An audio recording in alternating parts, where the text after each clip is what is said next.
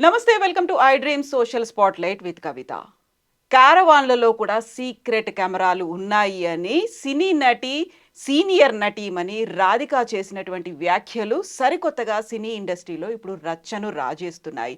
అసలు ప్రొటెక్షన్ అనేది నటీమణులకి సినీ ఇండస్ట్రీలో లేదా? ఈ సరికొత్త చర్చని, రచ్చని ఎలా చూడాలి? మనతో పాటుగా ఉన్నారు సీనియర్ జర్నలిస్ట్ జిఆర్ మహర్షి గారు. సార్ నమస్తే.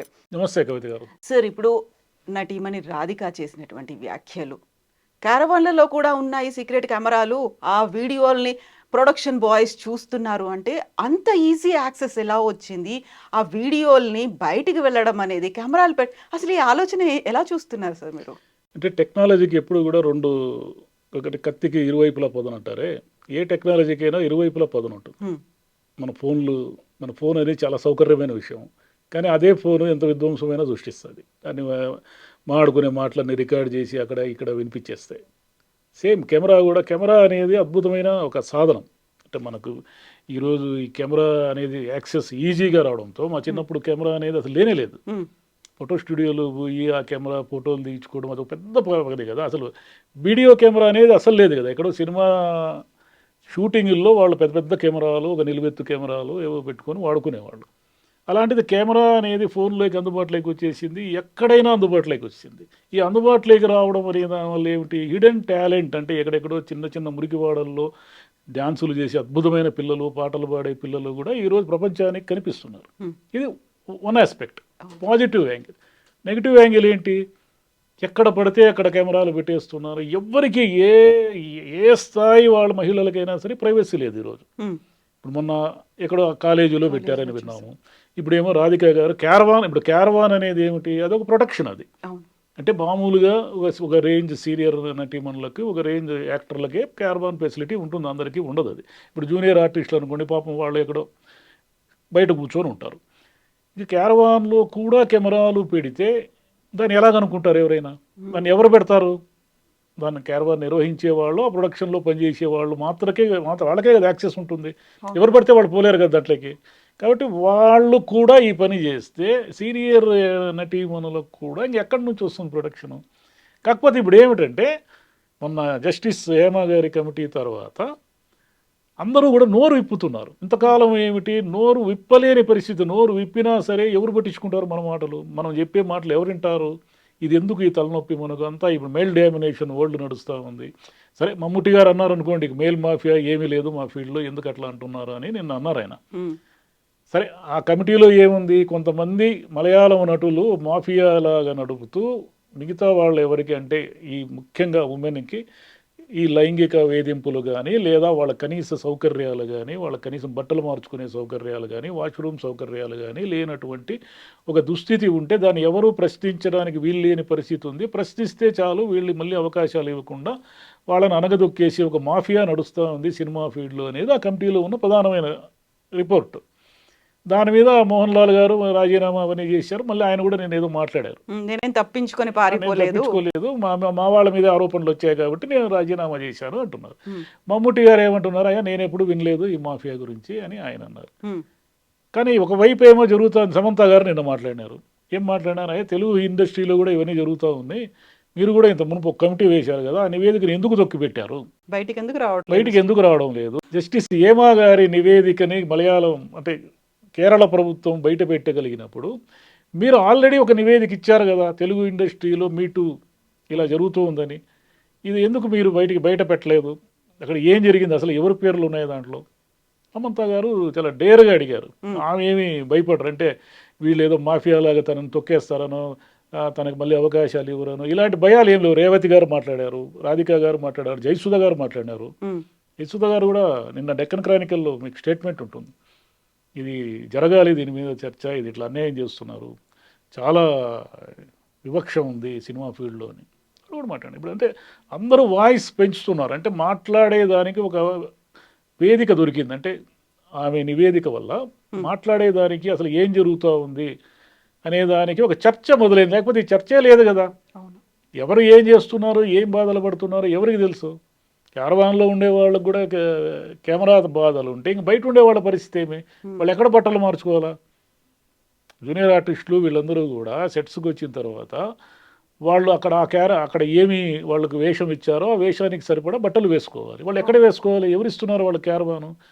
మరి ఏ చెట్టు చాటునో ఏదో ఒక ఇది కట్టేసి ఒక క్లాత్ కట్టేసి ఒక బట్టలు తెరలాగా మార్చుకుంటే కట్టుకొని. వాళ్ళకేమి అసలు సెక్యూరిటీ ఉంటుంది? వాళ్ళ పాపం వాళ్ళు ఎన్ని ఇబ్బందులు పడుతున్నారు. హ్మ్. ఒక స్థాయి ఉన్న నటీమణులకే ప్రైవసీ కానీ సెక్యూరిటీ కానీ లేనప్పుడు చిన్న వాళ్ళకి వాళ్ళ పరిస్థితి ఏంటి? అసలు ఏం జరుగుతూ ఉంది? మనము ఏ సినిమా అయినా సరే సరే కొన్ని సినిమాలు మినహాయిస్తే మెజారిటీ సినిమాలు ఏముంటాయి? మంచిని ప్రబోధించేవి. మా హీరో ఒక మానవ ఉదాత్తత ఉంటాడు, హీరో ప్రజల్ని ప్రేమిస్తాడు, ప్రజలకు మంచి చేస్తాడు, ఇలాంటి కథలే కదా ఉంటాయి మేజర్ కథలన్నీ. ఇన్ని చెప్తున్న వాళ్ళు మరి అసలు మీ ఇండస్ట్రీలో ఏం జరుగుతుంది, మీ వెనక ఏం జరుగుతూ ఉంది, అది కదా చెప్పాలా. మీ వాళ్ళు, మీ టీం ఏం మీ చేస్తున్నారు? మీతో పాటు కలిసి పనిచేస్తున్న వాళ్ళు ఇన్ని ఇబ్బందులు పడుతున్నారంటే హ్మ్. మరి సీనియర్ నటులుగా కోట్ల కోట్ల రెమ్యూనరేషన్ తీసుకొని వేల కోట్ల పరిశ్రమ మాది అని గర్వంగా చెప్పుకుంటున్న వాళ్ళు ఇక్కడ కనీసం ఏం జరుగుతుంది? వాష్రూమ్ ఫెసిలిటీస్ కూడా లేనటువంటి దుస్థితిలో జూనియర్ ఆర్టిస్టులు, మహిళా జూనియర్ ఆర్టిస్టులు ఎందుకు పనిచేస్తున్నారు అని ఒక రోజైనా చూడాలి కదా. అది ఎవరో ప్రొడక్షన్ మేనేజర్ పని, మా పని అంటే మీ పని కాకపోవచ్చు, కానీ మీరు సినిమాల్లో చెప్పేదంతా హ్యూమన్ వాల్యూస్ గురించే కదా. హ్మ్. సినిమాల్లో వేలాది మంది ప్రజలకు స్క్రీన్ మీద హ్యూమన్ వాల్యూస్ గురించి చెప్తున్న మీరు మీ వెనక ఏం జరుగుతూ ఉంది? కొంతమంది అమ్మాయిలకి లైంగిక వేధింపులు కానీ, వాళ్ళకి మినిమం ఫెసిలిటీస్ కానీ లేకపోవడము, కనీసం వాళ్ళు తాము పని చేసిన దానికి సరైన వేతనం పొందలేని, అంటే వాళ్ళకి ఏదో రోజుకి 500 1000 రూపాయలు ఉంటే దాన్ని కూడా తీసుకోలేని పరిస్థితుల్లో పూర్తిగా ఎందుకున్నారు? అవన్నీ ఆలోచించాలి కదా మరి.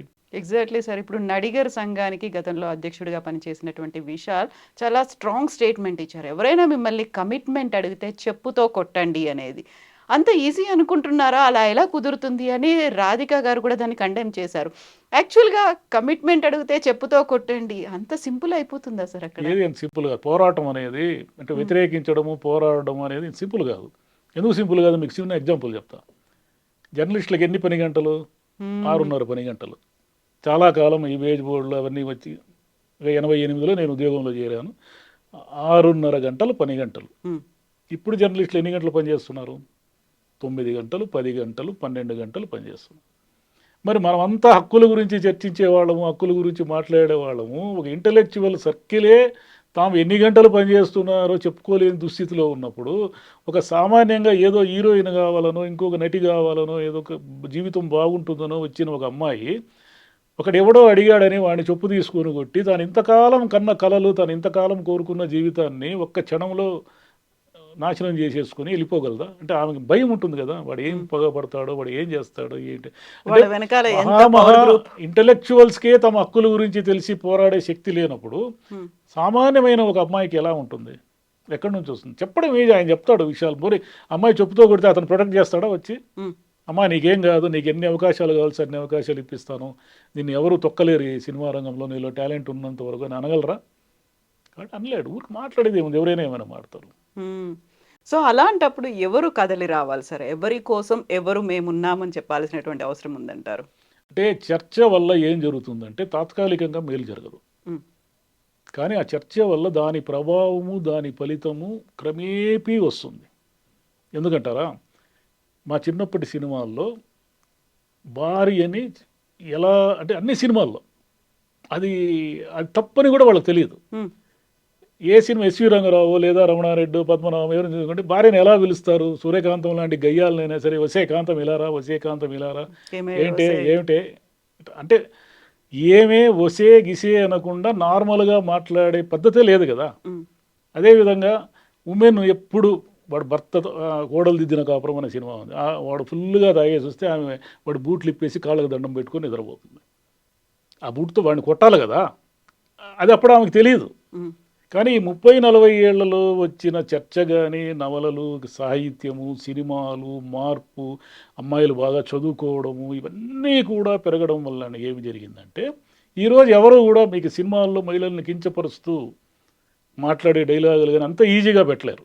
అంటే పూర్తిగా లేవని నేను అన్నాను, కానీ మిసోజినిక్ అనేవి ఉన్నాయి అనేది వాళ్ళు పెట్టలేరు. చూడండి, చాలా చాలా జాగ్రత్తగా అంటే ఉమెన్ని కించపరిచే విధంగా సినిమాల్లో, కథల్లో కానీ చూపిస్తే దాన్ని రియాక్ట్ అవుతారు. కులం కూడా అంతే, చాలా ఈజీగా కులాన్ని వాడేసేవాళ్ళు. ఇప్పుడు కులం పేరుతో ఎవరిని సినిమాలు ఎక్కడ తిట్టలేరు చూడండి. అంటే ఇదంతా ఎందుకు జరిగిందంటే 20-30 ఏళ్ల క్రితం చర్చ ప్రారంభమైంది. ఉమ్, దాని ఫలితం ఇప్పుడు చూస్తున్నాం మనం. ఇప్పుడు ఇక్కడ చర్చ ప్రారంభమైంది కాబట్టి ఈ కమిట్మెంట్ వీటికి సంబంధించి దీని ఫలితం ఇంకొక 5 ఏళ్లకు 10 ఏళ్లకు అంటే ఓహో మనం ఇలా మాట్లాడితే ఇది చాలా సీరియస్ ఇష్యూ అయ్యి మనల్ని వీళ్ళు చెప్పు తీసుకొని కొట్టే ప్రమాదం ఉంది అనే భయం అందరిలో కనుక వస్తే అది రావడానికి ఒక టైం పడుతుంది. అది ఒక రోజుతో రాదు కదా. బట్ అలా సఫర్ అయినటువంటి ఒకటి రెండు జనరేషన్స్ వెళ్ళిపోయి ఉంటాయి. ఎప్పుడు కూడా 1-2 జనరేషన్ సఫర్ అవుతాయి. ఉమ్, రిజల్ట్ రావడానికి ఎప్పుడు 1-2 జనరేషన్ సఫర్ అయిన తర్వాత అది మూడో జనరేషన్కి అంటే మీరు చాలా విషయాలు సొసైటీలో మీరు గమనించవచ్చు.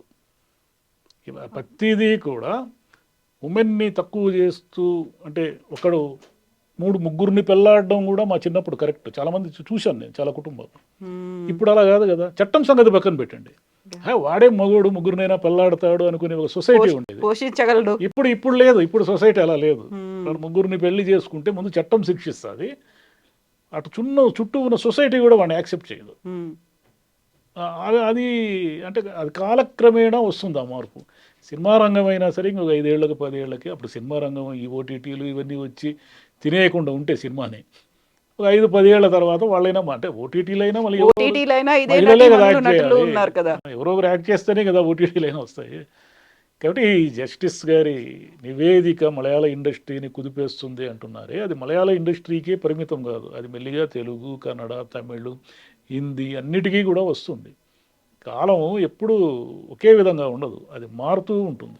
ఈరోజు ఇంతమంది సీనియర్ నటీమణులు అందరూ కూడా ఒకప్పుడు అన్ని ఇబ్బందులు పడిన వాళ్ళు కూడా ఈరోజు గొంతెత్తి ప్రశ్నిస్తున్నారు, ఇది కరెక్ట్ కాదు అంటున్నారంటే ఏంటంటే అర్థము ఆ మార్పు స్టార్ట్ అయిందని.